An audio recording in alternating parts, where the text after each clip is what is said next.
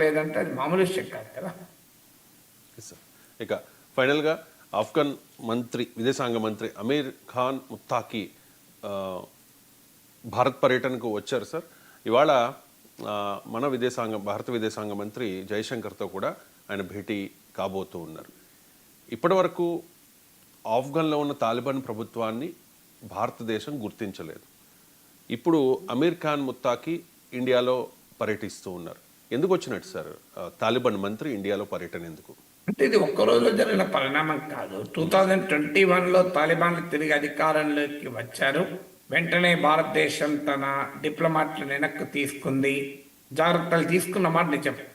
ఇప్పటికీ కూడా ఆఫ్ఘన్లకు వీసాలు రావడం చాలా కష్టం. నా స్టూడెంటే ఉన్నాడు, కాబూల్ యూనివర్సిటీలో అసిస్టెంట్ ప్రొఫెసర్, పిహెచ్డి నేనే గైడు. అన్ఫార్చునేట్లీ 1 year అయిపోయింది ఆయన పిహెచ్డి సబ్మిట్ చేసి, రిపోర్ట్ కూడా వచ్చి. ఇప్పటికీ ఆయనను ఆన్లైన్ వైవా కావాలని ఆయన అడుగుతున్నాడు. యూనివర్సిటీలో ఉన్న చెత్త రూల్స్ వల్ల ఆన్లైన్ వీసా రిజెక్ట్ చేసింది. ఇప్పుడు నేను మళ్ళీ వైస్ ఛాన్సలర్తో మాట్లాడి ఆన్లైన్ వీసా పర్మిషన్ ఇప్పిస్తున్నాను. ఆయన రావాలి అంటే వీసా రావడం లేదు. ఉదాహరణకు మీకు ఒక క్లాసిక్ కేస్ స్టడీ.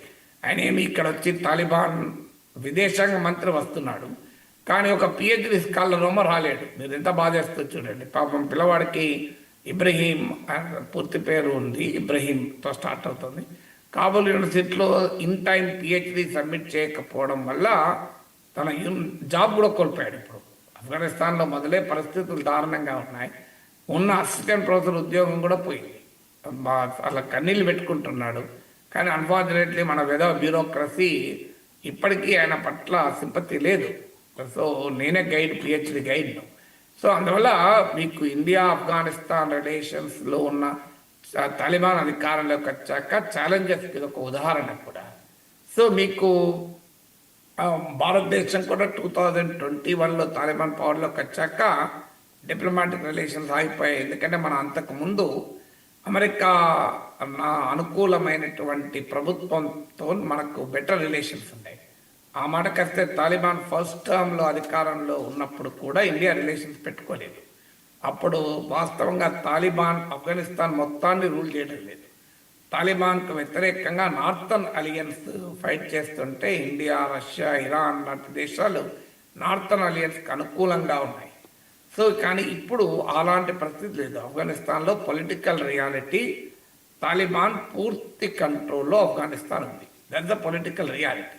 మనం నచ్చినా నచ్చకపోయినా ఆ పొలిటికల్ రియాలిటీని గుర్తించి ప్రపంచంలో చాలా దేశాలు తాలిబాన్లతో రిలేషన్స్ రకరకాల రూపాల్లో మొదలుపెట్టారు.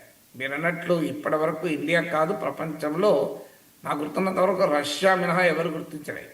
రష్యా మాత్రమే అధికారిక గుర్తింపు జూలైలో ఇచ్చింది.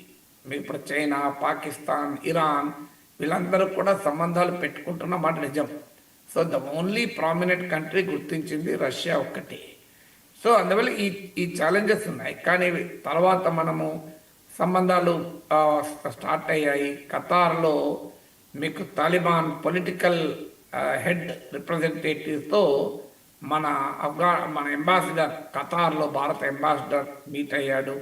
ఆ తర్వాత మన విక్రమ్ మిస్త్రీ, మన ఫారిన్ సెక్రటరీ తాలిబాన్ విదేశాంగ మంత్రితో సమావేశమయ్యారు దుబాయ్లో.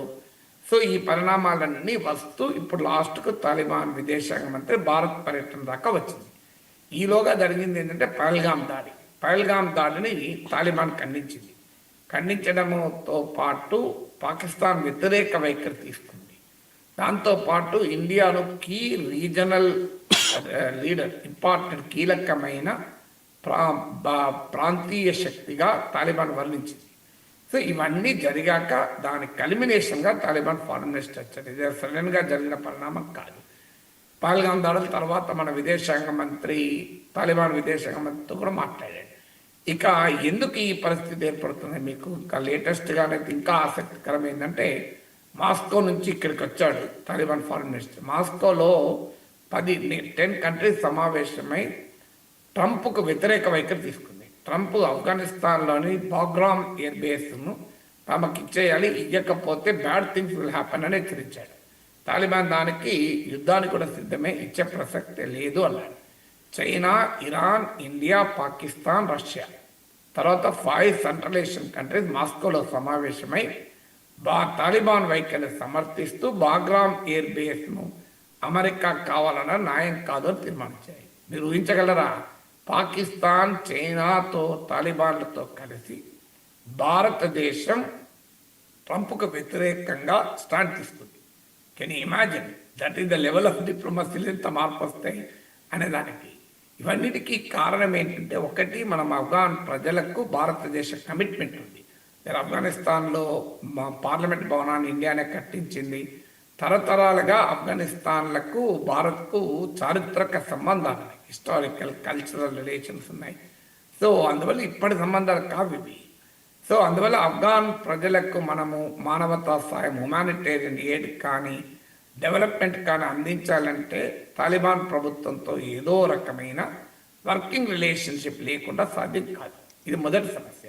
రెండవది, ఆఫ్ఘనిస్తాన్ సాయిల్ పైన అల్ఖైదా పనిచేస్తోంది.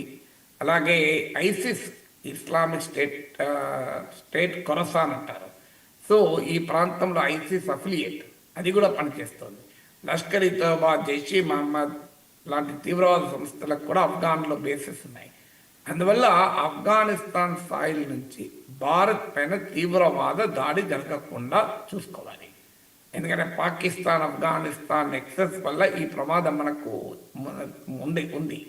అందువల్ల ఇవాళ తాలిబాన్తో రిలేషన్స్ ద్వారా ఆ ప్రమాదాన్ని న్యూట్రలైజ్ చేసుకోవాలి. అందువల్ల ఇది సెక్యూరిటీ ఇంట్రెస్ట్. మూడవది, ఇటీవల పాకిస్తాన్కు ఆఫ్ఘనిస్తాన్కు మధ్య విభేదాలు తీవ్ర రూపం దాల్చాయి. వాస్తవంగా తాలిబాన్ను సృష్టించిందే పాకిస్తాన్. కానీ ఇలా పాకిస్తాన్ పైన ఓవర్ డిపెండెన్స్ ఉండకూడదు, తమకంటూ ఇండిపెండెంట్ ఐడెంటిటీ ఉండాలని తాలిబాన్ ప్రయత్నిస్తుంది. పాకిస్తాన్కు తాలిబాన్కు మధ్య సరిహద్దు వివాదం ఉంది. అంటే డ్యూరాండ్ లైన్ అంటారు. ఆఫ్ పాక్ బార్డర్లో ఆ డ్యూరాండ్ లైన్నే సరిహద్దుగా గుర్తించాలని పాకిస్తాన్ అడుగుతుంది. తాలిబాన్ అందుకు సిద్ధంగా లేదు. తెహ్రీక్-ఈ తాలిబాన్ ఆఫ్ఘనిస్తాన్ గడ్డపై నుంచి ఆపరేట్ అవుతుందని పాకిస్తాన్ ఆరోపిస్తుంది. తాలిబాన్ ఖండిస్తోంది. ఈవెన్ ఆఫ్ఘనిస్తాన్లో పోయి పాకిస్తాన్ దాడులు కూడా చేసింది. తాలిబాన్ ఖండించింది. అందువల్ల పాకిస్తాన్కు తాలిబాన్కు మధ్యలో ఉన్న విభేదాలను కూడా దృష్టిలో పెట్టుకుంటే శత్రు మిత్రుడు అవుతాడు కదా, ఆ స్ట్రాటజిక్ ఇంట్రెస్ట్లతో కూడా ఇండియా తాలిబాన్తో అవుట్ రీచ్. దీనికి తోడు మనం ఇరాన్లో చబహార్ పోర్ట్ నిర్మిస్తున్నాం. సో దీనికి సమీపంలో ఇటీవల పాకిస్తాన్ బెలూచిస్తాన్లోని పాస్నీ వద్ద ఒక పోర్ట్, సీ పోర్ట్, ఆ పోర్టు నిర్మించమని అమెరికాకు ఆఫర్ కూడా ఇచ్చింది. పక్కనే బెలూచిస్తాన్లో గ్వాదర్ పోర్టు చైనా నిర్మిస్తోంది. అమెరికా, చైనా ఈ ప్రాంతంలో ఇన్ఫ్లుయెన్స్ కొరకు ప్రయత్నిస్తున్నాయి. మేము పెంచుకున్నాం. అందుకొరకు మనం కూడా ఇరాన్లోని చబహార్ పోర్ట్ డెవలప్ చేసి పాకిస్తాన్ బైపాస్ చేసి ఇరాన్ ఆఫ్ఘనిస్తాన్ల మీదుగా సెంట్రల్ ఏషియాతో ట్రేడ్ రిలేషన్స్ ప్రయత్నిస్తున్నాం. ఆ యాంగిల్లో చూసినా కూడా మనకు ఆఫ్ఘనిస్తాన్లో సంబంధాలు అవసరం. అయితే ఆఫ్ఘాన్ మహిళల పట్ల తాలిబాన్ అనుసరిస్తున్న వైఖరి ఇవాళ కాకపోయినా రేపైనా మనకు ప్రమాదమే. ఇస్లామిక్ తీవ్రవాదులు, ఇదంతా నిజం. అందుకే మన డిప్లొమసీలో ఎప్పుడు కూడా శాశ్వతమైన రిలేషన్స్ ఉండవు. గల్వాన్లో తర్వాత అంత గౌల జరిగిన తర్వాత ఇప్పుడు చైనాకు మనం ప్రైమ్ మినిస్టర్ వెళ్ళలేదా? ఇప్పుడు జిన్పింగ్ భారత్కు రాబోతున్నాడు కదా. బాయ్కాట్ చైనా ఎక్కడ పోయింది? బాయ్కాట్ చైనా పోయింది కదా. ఇప్పుడు వెల్కమ్ చైనా అంటున్నారు కదా. అందువల్ల జియో పాలిటిక్స్ మారుతూ ఉంటాయి. తాలిబాన్ ఇవన్నీ ఇండియాకు కూడా స్ట్రాటజిక్ ఇంట్రెస్ట్ ఉన్నాయి, సెక్యూరిటీ ఇంట్రెస్ట్ ఉన్నాయి. కనుక మనం తాలిబాన్ పట్ల అవుట్ రీచ్. తాలిబాన్కి ఏం అవసరము? తాలిబాన్కి ఇండిపెండెంట్ ఐడెంటిటీ కావాలి. పాకిస్తాన్ పైన ఓవర్ డిపెండెంట్ కాలేదు, నెంబర్ 1. నెంబర్ 2, తాలిబాన్కు రకరకాల ఇన్వెస్ట్మెంట్లు కావాలి, సాయం కావాలి. ఆ అవసరాలు కూడా తాలిబాన్కు ఉన్నాయి. ఇప్పుడు ఆఫ్ఘాన్ ఇంతకు చెప్పినట్లు వీసాలు కావాలి. ఇలాంటి వాటికి వాళ్ళు కూడా ముందుకు వస్తున్నారు. సో మ్యూచువల్ కన్వర్జెన్స్ ఉంది కనుక తాలిబాన్ ఫారిన్ మినిస్టర్ ఇండియాకి వచ్చారు. Right sir, thank you so much sir. చాలా ఇంట్రెస్టింగ్ టాపిక్స్కి సంబంధించి చాలా డీటెయిల్డ్గా విశ్లేషణ అందించినందుకు. ఇది ఇవాళ నమస్తే నాగేశ్వర్. మళ్ళీ రేపు కలుద్దాం. చూస్తూనే ఉండండి 9090.